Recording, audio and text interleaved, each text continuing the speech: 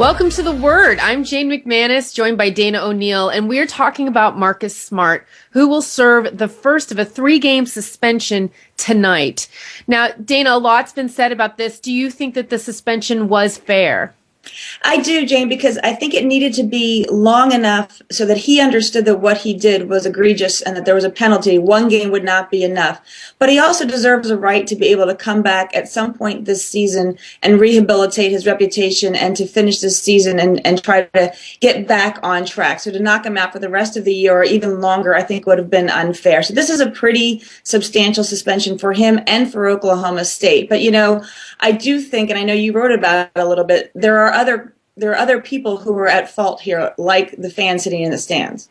Yeah, absolutely. I never would condone, shoving a fan or any kind of physical violence or shoving another player. I don't necessarily think that that's part of the game in basketball, and there's no real place for it. However, I think that doesn't mean you can't look at the other side of the coin here. And I think, we've developed this situation where fans really do come into a stadium and feel like they can let it all come out, yell whatever they want to players, 18, 19, 20, 21-year-old kids who are there on scholarship, so-called student athletes.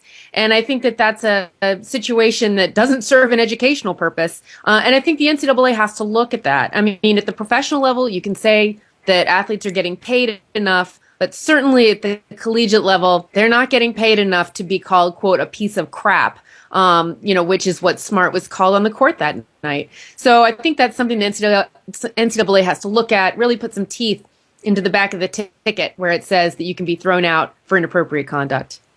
Yeah, I agree. And I thought it was interesting last night, the Kansas State-Kansas game. I saw that they actually put notes on the seats that were courtside that said, "Hey, remember that your behavior, it's a privilege to be here essentially, and you can be tossed from the game," which we always know, and it's always understood. But schools very rarely do anything about it. I mean, we've all seen football fans who are drunk and crazy get thrown out, but just for being obnoxious, you don't really see fans get tossed enough, I don't think.